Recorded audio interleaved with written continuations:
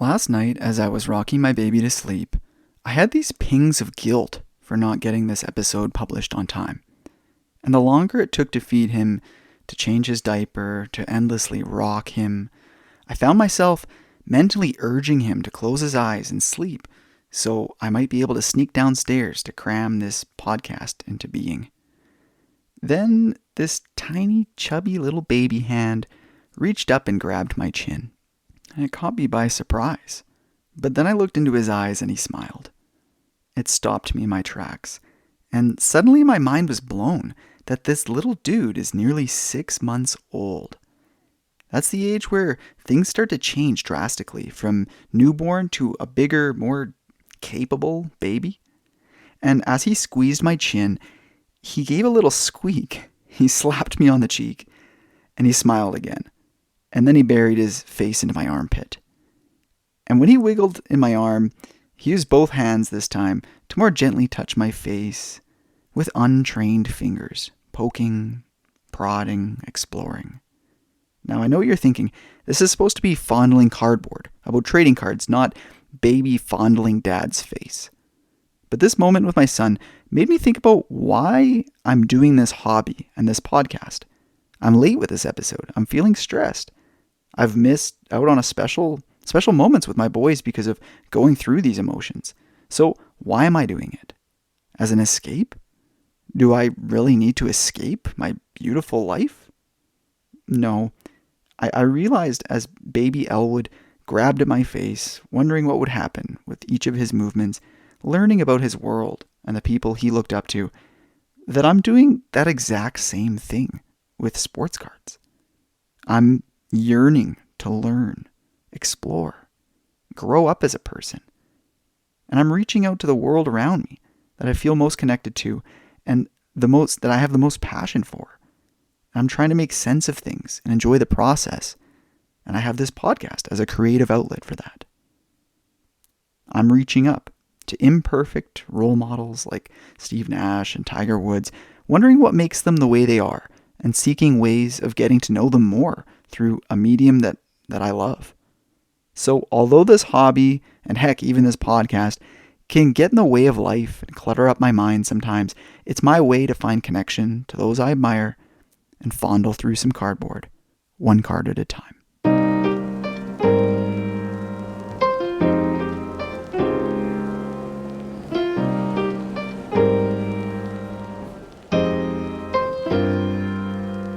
What is up?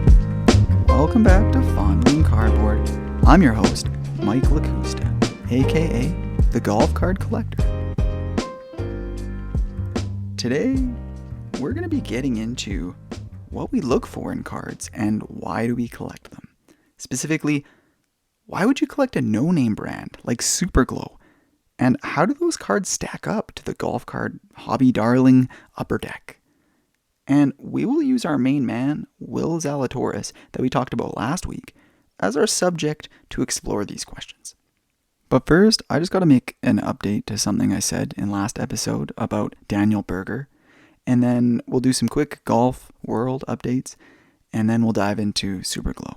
So I mentioned Daniel Berger and buying a few of his PSA 10 cards as a failed investment. And you all know I'm not much of a sports card investor, so I shouldn't have been dabbling and messing around with that in the first place. But one of the listeners, shout out to Skeeter Robinson on Instagram for pointing that out.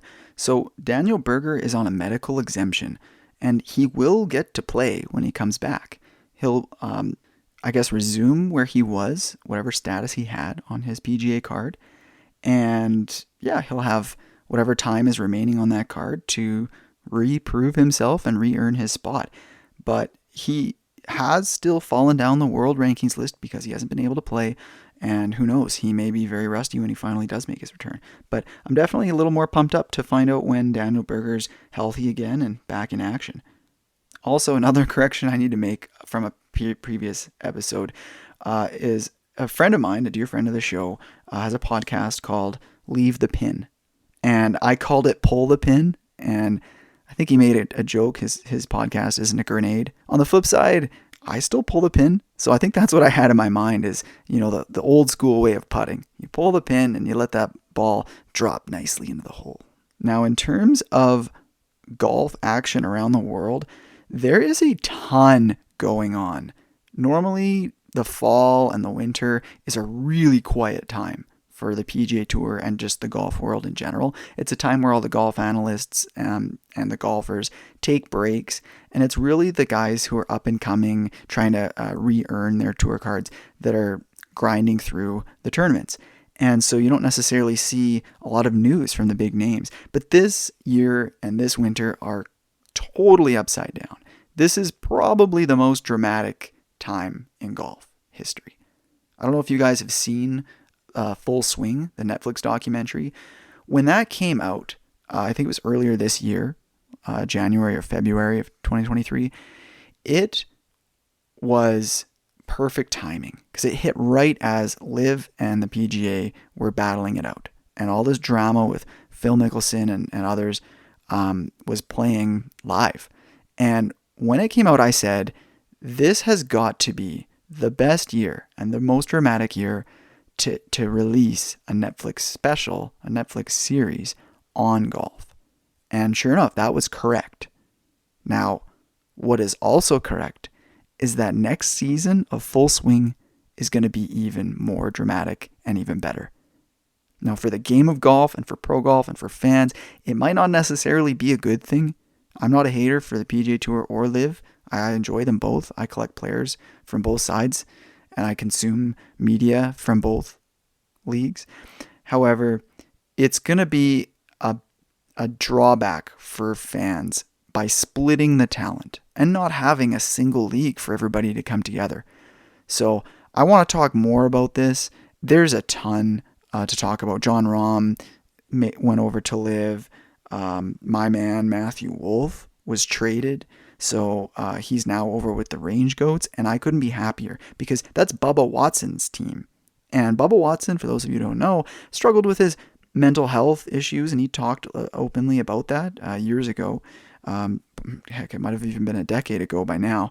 And the new era has ushered in guys grinding, mentally strong. But Matthew Wolff is taking a page out of Bubba Watson's book and just being honest, and had to take time, to mentally get right. So I'm super pumped that he ended up under Bubba Watson's wings. I think it'll be a great place for him to thrive. And I'm going to be following Range Goats on the LIV Tour. The other crazy thing is that Bubba Watson collects sports cards. I was scrolling through his Instagram when Matthew Wolff was traded to his team, and then later that same evening, he posted a grading submission that he got back from PSA. That is insane. I think he had a couple of Travis Kelce rookie cards, Randy Moss, Bowman's Best, Jimmy Graham Bowman Chrome, Gold Refractor, and Jalen Waddle Refractor. And he had this weird set of older cards that were the A team. So he also collects non-sports. So that's some sports cards nonsense. And it's cool to see a collector like him showing an interest in football cards, because I always wondered how professional athletes admire other sports. Now, I would be remiss to not talk about the PNC Championship that's going on this weekend. Of course, Tiger Woods has made his return, and he's playing with his son, Charlie. And, as great as it is to see Tiger swinging the club and hitting some good shots, it's better to see Charlie and see him thriving. So I can't wait for someday for there to be a Charlie Woods card. Of course, that'll be expensive, just like LeBron James and his son Bronny have a dual autograph card, and Bronny's going to start getting some university cards coming out, and they're inflated. So we'll see. I may not end up getting to pick one up right away when they release, but you know how the story goes. When new products come out, you got to wait a year or two to pick up the cards you like. So I've just scratched the surface on everything that's going on in the world of golf, but this is a card podcast, not a sports podcast per se. So I'm going to stop there, and I do look forward to recording an entire episode breaking down what's going on between the PGA and LIV and some of that drama, and try to bring some context around cards relating to the drama. So stay tuned for that. All right, let's finally get into the topic of the day, which is Super Glow golf cards. So we'll kick off by talking a bit about them as a manufacturer. They make unlicensed sports cards and non-sports cards, sort of like Leaf. And it might be fine for sports like golf, where teams and logos aren't involved, but there is a bit of a stigma against companies like that, where team collectors want to have that team association, that logo. They seemingly sprouted up out of nowhere in the 2021 height of the pandemic sports card bubble, and collectors were all over their golf cards, particularly since they focused on players that didn't have cards from other competitors, such as Upper Deck or Leaf. Plus, the cards looked really sweet. Super Glow has copied all sorts of popular styles and features for the past 20 to 30 years of modern, shiny cards. Some examples are the plain rainbow refractor, cracked ice, or atomic crystals. Different companies have different names for that style. Comic book character imagery, colored pulsar, superfractor, circles, tie-dye, as well as typical chase cards like patch cards, autographs, patch autos, serial numbered versions of base cards and inserts, one-of-ones, etc. And the only thing that really stood out, aside from some design flaws, is that they use sticker autos, which takes away from the cards in my opinion. Oh, and the patch autos have an awkward design where the autograph overlaps with the player's name printed on the cardstock, and it's done in a way that it doesn't look intentional. Like the name of the person is actually printed on the card, and they put the sticker with the autograph over top of the name so that it's kind of hard to read either one. Maybe they were planning for smaller autographs to fit into like the little space above their name, or maybe they just originally planned for those cards to be patch cards and then they decided last minute to turn them into patch autos. Or maybe they were just trying to do something artistic with having the autograph impose itself over the name, but if that's the case, the aesthetic was not a success. But setting that aside, the cards overall look quite nice. I haven't held one in hand, but from photos I've seen on eBay and social media posts, they look like a great compilation of everything that collectors ask for from major manufacturers year over year, even if they are a little awkward around the edges. Their special rookie design is unique, as they go for more of a pre-rookie card approach by designating the player's inaugural card as first ever, and an even more prestigious first printed. And they continued to use that design, for example, for Will Zalatoris for both his 2021 and his 2022 cards. So I don't know for sure how much weight that designation actually carries in the brand. I guess Upper Deck printed Justin Thomas cards in 2016 and then designated his golf-specific cards from 2021 as his rookie cards. And even though the sets were released in 2021 and 2022, so technically that's 6 years of Justin Thomas rookies. I make it sound way worse than it is, and I know Panini and Topps do the same kind of thing with their delayed sets. In 2021, when Super Glow cards first came, collectors didn't know what to expect when they came out. But the cards looked awesome, and the market was at this all-time high. People were thirsty for cards. Everybody was trapped in their homes during the pandemic, looking for something to spend their money on and something to spend their times on. And the cards just seemed great. They seemed very short-printed. They seemed rare. And for those who are not ingrained in the hobby and those without much experience, they were very attractive compared to other companies whose prices were typically higher, or as a card that you couldn't find a player for. They seemed very short printed and rare, but after some time, we realized that they've been printing tons of one-of-ones in different colors, stylings, and there isn't a checklist that I've come across anyways, so we don't know exactly what's out there. And collectors are still getting to know Super Glow as a manufacturer. I almost think of them as like a custom card manufacturer. Now, by no means are they a custom card manufacturer. They're not one of those companies that will cut up a card and assemble it into some unique one-of-one. They're not taking orders. You can't send them your design and they'll print it for you. But when I say they're like a custom card, I mean that they borrow techniques that have been successful and they use it in an unlicensed way, and it just is a little fringy. And so if you care about value, if you care about, when I say value, I mean the long-term price of a card and reliability, that if you buy it, it will maintain its value, it's maybe not the best bet.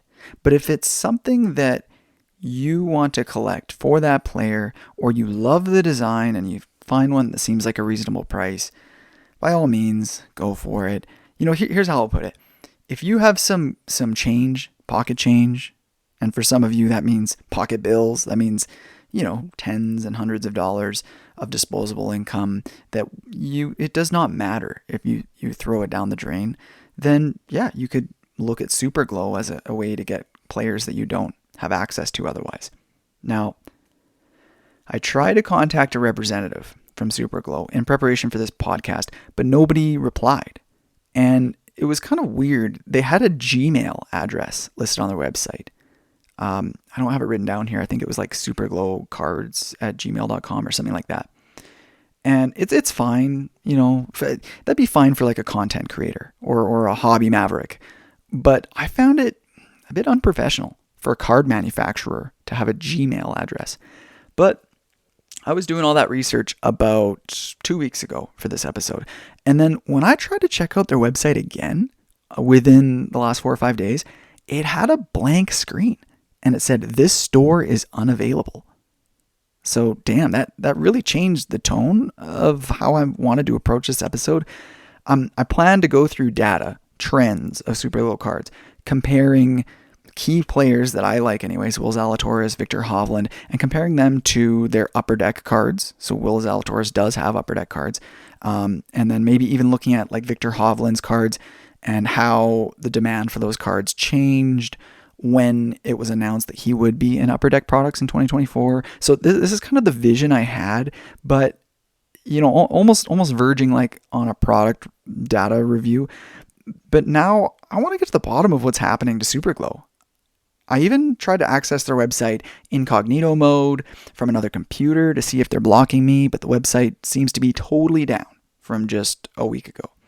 So I asked in the Golf Cards and Memorabilia Facebook group and on Instagram, and I discovered, thanks to Kirsten Everett, that they've been rebranded to Super Breaks. So it looks like you can still buy their Super Glow products on their website, but they've completely changed. It's not superglowcards.com anymore. It's Super Breaks or something like that. And similarly as their previous website, they have very limited information about the products that they've released in the past, meaning they have none. And it's 100% focused on selling their latest products with a huge focus on attracting dealers to represent and sell their products. It doesn't seem like a good sign for their long-term success if their whole website is like almost like an advertisement for what's coming up instead of as a database about the company and about their cards. Now, when I scan through their Instagram, which is Super Break Boxes, it is not giving me an impression of a large, legitimate company. It really seems like they have these ad hoc posts with, a few kind of similarly branded marketing posts mixed in with like a few single cards, mixed in with like a few shots of them breaking and, looks like a guy who might be an owner of the company talking about something in a reel. Like, it's just kind of this mishmash of stuff, which is fine, but it just doesn't have this consistent brand of, this is who we are, this is what we're about. It definitely isn't convincing to me that they're a big brand. And I mean, you can look at it by their followers. They have less than 2,200 followers. They're not selling me on any kind of consistent place in the hobby. Now, when I check out their store and their posts on Instagram, it does seem like you can purchase sealed products in the form of a box for your own personal ripping. But it also looks like they host breaks where they break their own products. With the hot topic of people doing repacks these days, I almost get that impression when I look through the Super Glow or Super Box breaks websites and their social media, because it just looks like they're trying to find as many outlets as they can. So if anybody from Super Glow is listening to this, hit me up. I tried to reach out to you. I didn't hear a response. You can reach me at The Golf Card Collector on Instagram or Mike Lacusta on the Golf Cards and Memorabilia Facebook group. Let's get into the actual trends of their cards, the demand for them, and the desirability of them. So using Will Zalatoris as a test subject, I spent a couple hours compiling data from several sources such as eBay sold listings, 130point.com, maven.io, basically all the free sources, because I don't use the ones that charge fees like Terapeak, Card Ladder, Market Movers. So basically I recorded a description of the card. I was only looking at their one-of-ones because, as I mentioned earlier, they produce a ton of one-of-one cards, which is kind of sketchy, on its own. Like, if I get a one-of-one, I assume that it's pretty rare. But if there's 100 Will Zalatoris one-of-ones out there, then it just washes out the value of that being a rare card, because then it's sort of like a Will Zalatoris out of 100. However, they do all have different images or stylings or colors or shininess or whatever. The data that I was compiling is description of the card. They're all one-of-ones, whether it's an autograph or a non-autograph, and the sold date. And also a special shout out to Skeeter Robinson and Chad Williams for sending me lists of their own purchase prices and all sorts of good commentary. So anyways, thank you to you guys for helping with the data.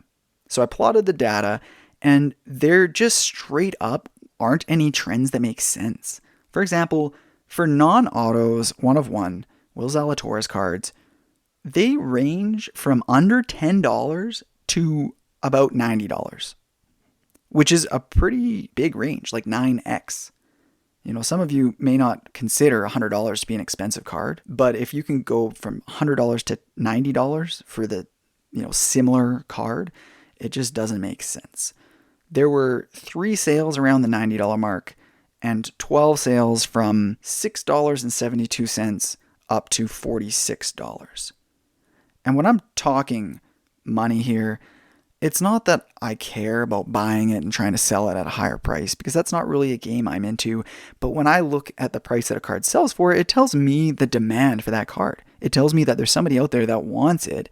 And therefore, you can look at that card as desirable, collectible, something that people enjoy. At the end of the day, collect cards that you want, that you enjoy, but it's still important to know what others in the hobby like. You'll end up having friends if you stick around long enough.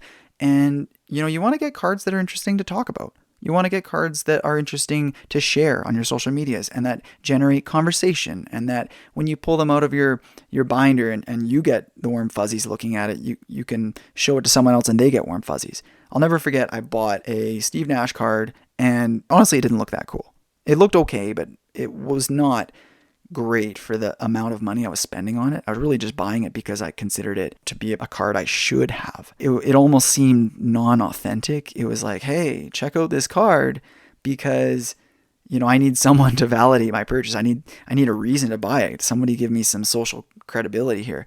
So then after a few months, I look at it, I'm like, why did I buy this? And so I sold it. Heading back to Super Glow and Will Zalatoris, if I were to hone in over the past year, and we ignore those 3 sales that were around $90, because who knows what they could be. They could be shill bid. They could be extremely unique cards compared to the others, because some stylings are more desirable. Like if it has a superfractor style, I imagine that would sell for a lot more money than some aqua cracked ice card that, if you just look at the front of it, you can't even tell that it looks rare or it looks like a one-of-one, and then the back there's just a 1/1 printed on it. So there could be reasons for these discrepancies in pricing of one-of-one. It just doesn't seem right to have a range from, $60 or $6 to $90. So if we look in the last year and ignoring those 3 sales above or around $90, the only trend that I could observe from the data, which was a steady decrease at a consistent rate from about $50 a year ago to around $10 within the last month. And again, ignoring one of those sales from around $90, there haven't been any sales of Will Zalatoris 1-of-1 card above $25 in the last 6 months. So although it looked like a shotgun at the side of a barn kind of scatter plot on my graph, if you start to kind of slice some of the narrative out of this graph, there is this trend that I can sort of paint that in the last year, there's been a consistent decline in the value of a Will Zalatoris 1-of-1 non-autographed card. Now, here's the thing. As I said, they aren't all identical 1-of-1s. They're all different colors. They're all different shapes and sizes and colors and designs and aesthetics. And I really do liken these to custom cards. And so after spending, a few hours trying to wrap my head around this, I realized there's no point. There's no point in me doing this same exercise for the autograph cards, for the patch autograph cards, or the RPAs, or whatever you want to call them, because they really are like custom cards. If you like the way it looks and the price seems right, go for it. Look at past comps. Look at what you think the market values the card at. If you can get it at or below and you really want it, go after it. And I would say at least half of these 1-of-1 Will Zalatoris cards look ridiculous. I wouldn't want them. And so maybe that explains one selling for $6 and others selling for $50. And maybe that explains why some have sold for $90. All right. I will throw out some commentary about the autograph 1-of-1s because, of course, people like collecting autographs, and I know you'll want to know a little bit about what I found. So the autograph 1-of-1s didn't have as much variance.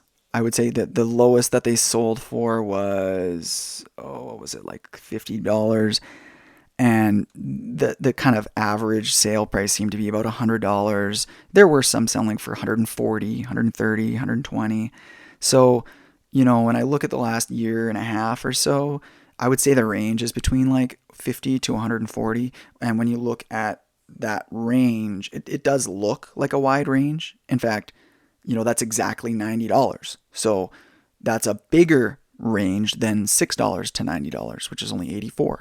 However, if you look at the multiplier, 50 to 140 is less than 3x. It's 2.8x. So the discrepancy in prices does make a bit more sense, especially when you start considering that these cards could look vastly different from each other. And also, I had a note on one of the data lines that sold for $300 that it was identified as a prototype, and on the back it said first printed. So that one selling for $300, which seems like an outlier, could make sense if it's a much more rare card than the others. There was also one that sold about a year ago for $230. And that's the only one that really also fell outside of the range. I don't have a good reason for that one. Super Glow 1-of-1 green glow autograph. It didn't honestly look like anything special compared to any of the others.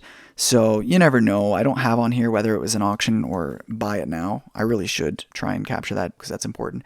It was probably just a buy it now. Maybe it was during the playoffs when he won the FedEx St. Jude.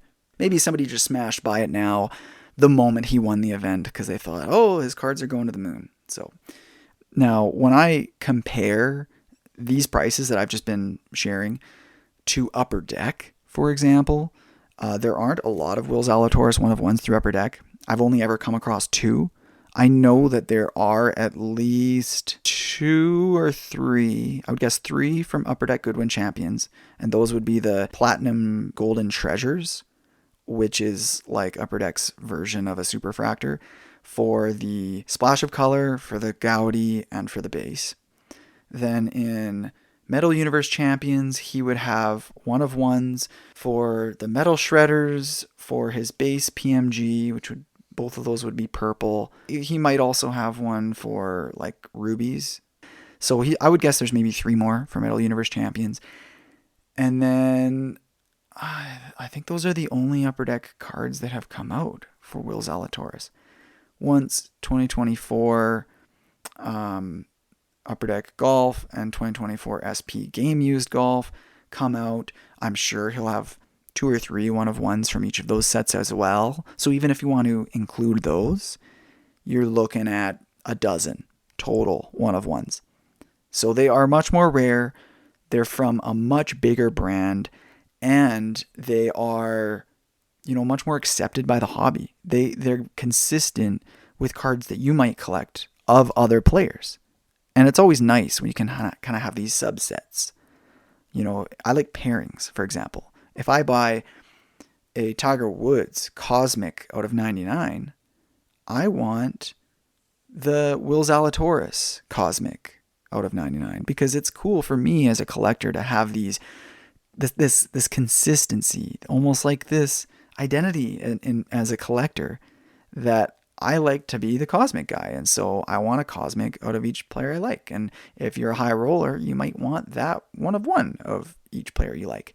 And if you collect basketball and you happen to like golf and Zalatoris is your guy, then, you might have Michael Jordan Precious Metal Gems, or more likely, a Steve Nash Precious Metal Gems, for instance.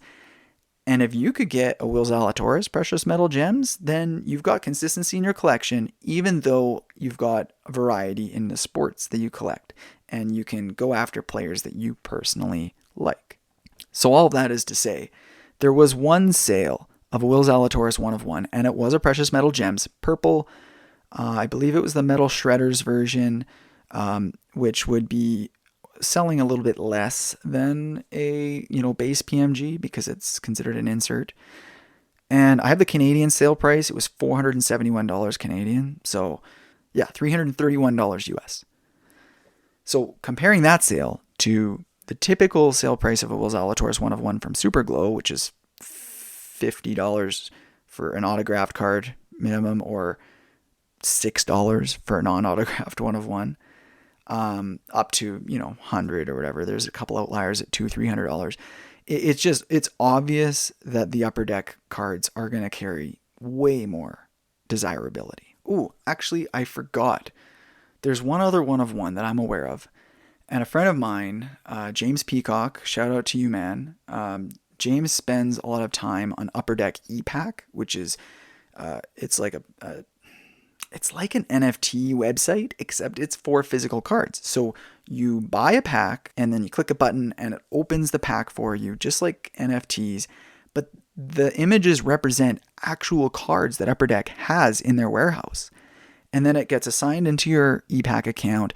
And at any time, or actually not at any time, I think it's 12 weeks after the product releases, you can request a shipment of that card back to you at your home, and then you have the physical card. So I like that way more than these companies that have proper digital only NFTs.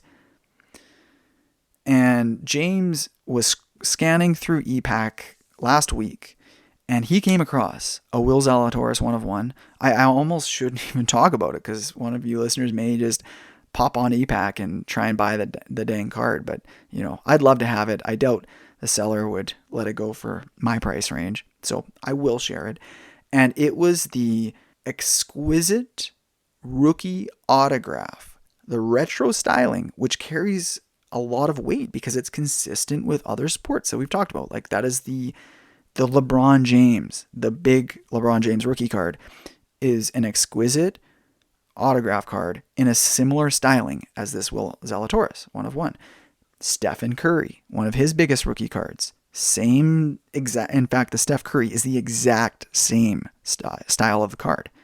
And so this is the 1-of-1 Will Zalatoris exquisite rookie autograph card. And it's on ePack. If any of you high rollers are out there, contact the seller, pick it up. And if you do, tag me when you post it on social media because I would love to see it. Oh, I looked up the Will Zalatoris PMG that sold, and it was a Metal Shredders purple 1-of-1 PMG, and it sold for $351. So there you go. I guess on the topic of Will Zalatoris 1-of-1s, there were actually a couple of 1-of-1 RPAs on Super Glow sold on eBay. And, they were actually pretty expensive. The typical RPA is serial numbered out of 45. And the one of one RPAs, I came across two versions. One of them, I believe, had like a shirt or something of that nature. And the second one had an actual cleat from his golf shoe embedded in the card. And of course, the sticker autograph. One of them recently sold on October 27th, 2023 for $214 Canadian. So I'm sorry, I don't know what that is in US. Maybe like $160, $175, something like that. A year ago, the one with the cleat sold for $910 US. So whoever bought that, holy, I hope you really like it. So to answer some of the questions that were thrown out at the beginning of this episode about this topic, let's get into it. What do we collect, or what do we look for in cards, and why do we collect them? Well, I think we look for things that look awesome. I think we look at things that make our jaw drop. If you're in this hobby, if you love collecting sports cards or any kind of trading cards, you know that when you look at a card, there are certain things that just make you feel something. They give you the warm fuzzies. They make you desire it. They make you want to pull out hard-earned money out of your pocket and hand it over for a little piece of cardboard. And so if these Super Glow cards are ones that you would make you have that feeling, that would make you feel happy, that would make you want to display it and show it off and feel connection to your past based on that athlete or that player or that subject of the card, then by all means, that's the card for you. What I look for is exactly that. I look for connection to my past. That's why I collect guys like Steve Nash or Tiger Woods or Matthew Wolff. I really look forward to getting into him in a future episode. I look for cards that I think look awesome. And although these Super Glow cards can look really cool, they don't totally blow me away. But more importantly, I look for connection to other people in the hobby. As the golf card collector, I get reached out to by a lot of people who are interested in golf, and I enjoy talking about it with them. I enjoy sharing stories, and Super Glow just doesn't seem to be, to me, that brand that really fits that mold, because if I were to start collecting these cards and showing them off to people, I think it would be met with resistance. I don't know if it's something I would be able to bond over with people. So it isn't something that I'm interested in. But why would you collect a no-name brand like Super Glow? And how do those cards stack up to the golf card hobby darling Upper Deck?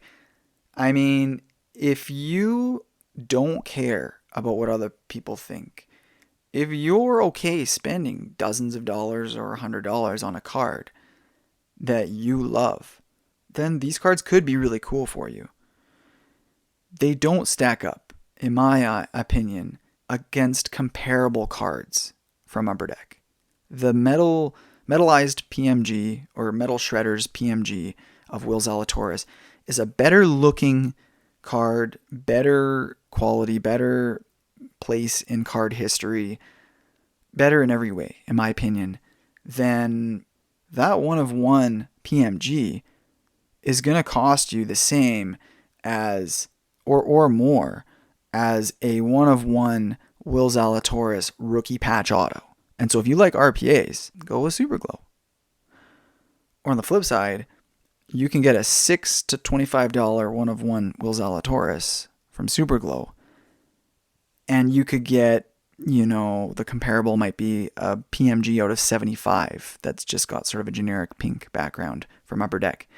Maybe you like that Super Glow card that has a one of one stamp instead of out of 75. Or maybe you just think it looks cooler. So, if you're going to be comparing apples to apples, Upper Deck blows them out of the water every day. But if you're going to compare bang for your buck, you could consider Super Glow. And lastly, we used our man Will Zalatoris as a test subject, as we talked about last week as well as today about Super Glow cards. And the other thing I need to mention, as I explored extensively in episode 14 about Will Zalatoris, is that he's had this roller coaster ride. He hit the scene, coming second place at the Masters and coming second place in 3 of the 4 majors. and winning the FedEx St. Jude, which is a playoff event. So he was at an all-time high, one of the hottest prospects in golf, and then he gets injured. And he comes back and he shoots like 10 over par and comes dead last place in his first tournament back. So he's had these big ups and these big downs. So when we look at the different trajectories that these card prices have gone, that very well could follow some of that narrative. Let's get into Card of the Week Spotlight. So this week we've got 2 cards to show off. The first is really just so that I've got a relevant thumbnail with a Will Zalatoris Super Glow card. And honestly, I don't even know which parallel this is, and it's not mine. I just pulled the picture off of eBay. So we'll get into the second card of the week, which is not shown in the parallel, but it will be shown on my Instagram at Fondling Cardboard and at The Golf Card Collector. And that is a Patrick Cantlay rookie autograph card. And this is his retro version, serial numbered 13 of 50, autographed. And yeah, I absolutely love this card. This is from 2012 SP Game Used. And what I love about this card is it looks like they're base cards. It looks like the original base cards from back in 2001. But obviously it's got like a modern player from 2012 and who's still very active in the league, one of the top 10 players in the world. Patrick Cantlay is sitting in on the Players Advisory Board, who's really involved with the negotiations between PGA and LIV.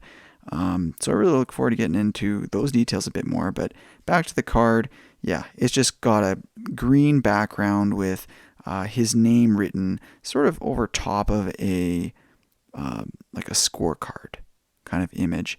And this is actually quite a unique one because his background, which is these wood slat fencing, I don't know what course this is from, but the wood slat fencing is green and it really kind of blends into the card design itself. So Patrick Cantlay is, taking his follow through on his swing, and he really sticks out on the card. So I'm really happy to have this one in the collection. So I picked this up really recently, and the way I got this was kind of interesting. I saw a post on Facebook in our Golf Cards and Memorabilia Facebook group, and a guy had a post with a bunch of different cards in it. And there was a few Patrick Cantlay autographs, and it had some good stuff. And he said he was looking for Bernhard Langer on-card autographs. And I found that pretty interesting because Bernhard Langer he's playing well on the Seniors Tour, on the Champions Tour, but he's an older guy. He's, I think, early 60s. And he's a German superstar, but his name's really not that big right now on the PGA Tour. And I just so happened to have picked up a Bernhard Langer 2001 Players Inc. on-card autograph, and then a pretty nice card. And I got it for a great deal. I think I paid $15 on ComC, and I didn't have to pay shipping because it was within the ComC account. So I reached out to him and said, "Hey, I've got this one. Let me know if you're interested in a trade." And I told him I liked this Patrick Cantlay, and he was open to a 1-for-1 trade. And I know I got the better end of this bargain. I should have thrown in something more for him. Actually, he ended up throwing in something more for me, but I'll get to that. But basically, he just said he was good with a heads-up trade. I think the Cantlay card probably sells for, I don't know, $30, $40 if I had to guess. So, although to be fair, Bernhard Langer Players Inc. probably sells for that same price. I just got a wicked deal, so maybe I shouldn't feel bad in the end. But he sent me this extra card. It was a Gatien Boucher, and it looks like a skier.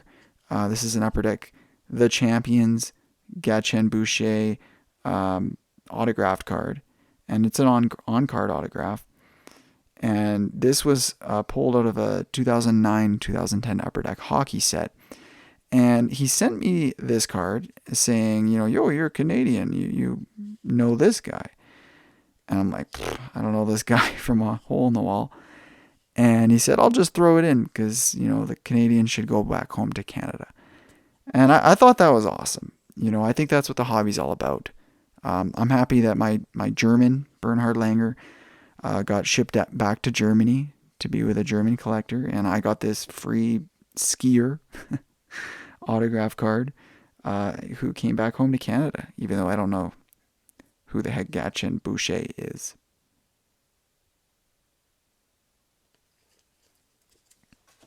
Well, I've already jumped into Collector's Corner, I guess, with that Patrick Cantlay story. So I'll just share one more story of my current goings on in the hobby. So I have this habit of perusing eBay while I'm waiting for my son to fall asleep. And usually late at night, my eyes get a little dry, a little cross-eyed, a little tired. Honestly, sometimes I doze in and out. And I just happened to be scrolling eBay, and I came across a card that really caught my eye. It's a 2008 Topps Chrome Superfractor of Sean Williams. Now, I honestly don't even know who the heck Sean Williams is, but 2008 Topps Chrome is my favorite basketball set.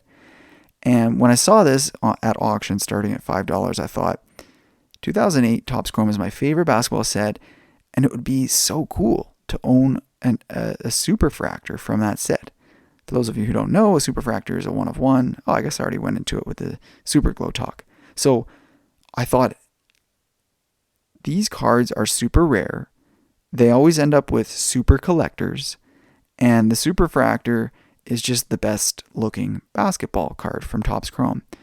And I thought, if this is a card that I don't even know who the hell this basketball player is, maybe it'll just sell for a really low price. And maybe I'll be able to pick this up for a really low price and have it just to own an X-Fractor from the set that I love, regardless of who the player is. So I noticed that on the auction, there was no bids yet, and there was a best offer option. So I thought, I'm just going to throw this out. I'm going to throw an offer out for $26. And if the seller wants to get rid of a superfractor for $26, my gain, and it'll just be a little piece to throw on the desk. And to my surprise, the seller accepted immediately and clicked shipped immediately. Now, obviously, sellers can't ship it like immediately, but they can print the shipping label from eBay. And so the eBay listing is now marked as shipped, and I say, wow, I am now the proud owner of a superfractor.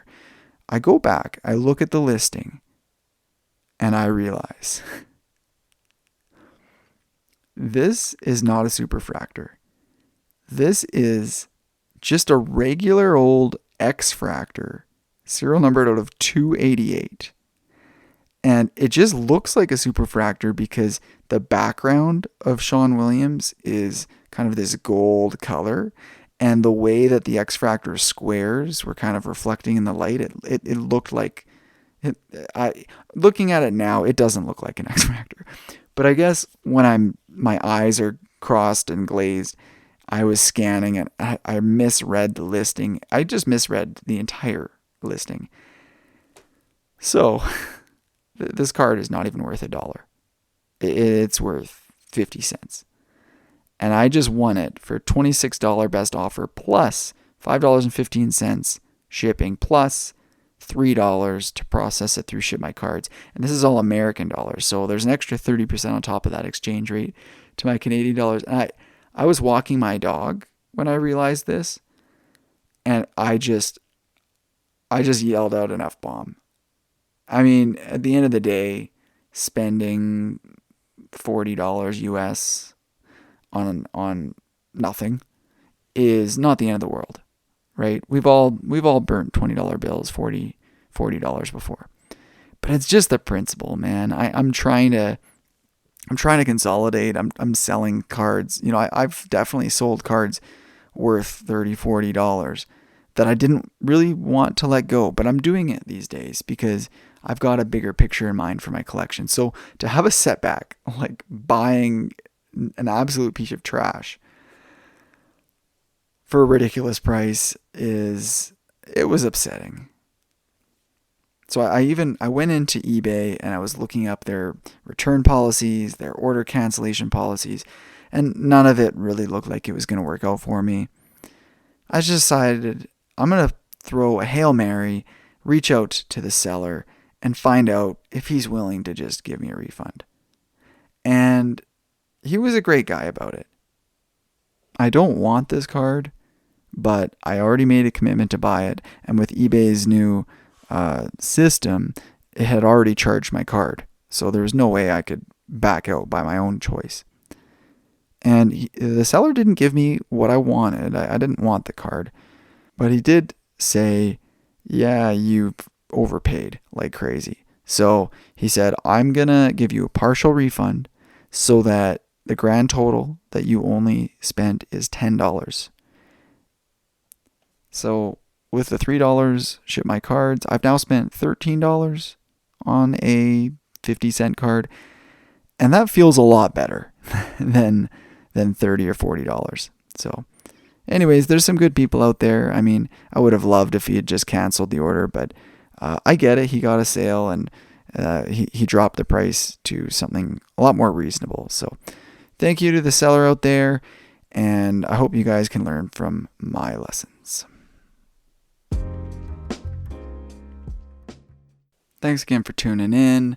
I'm going to skip the quote today, but Merry Christmas, Happy Holidays, and I wish you all the best.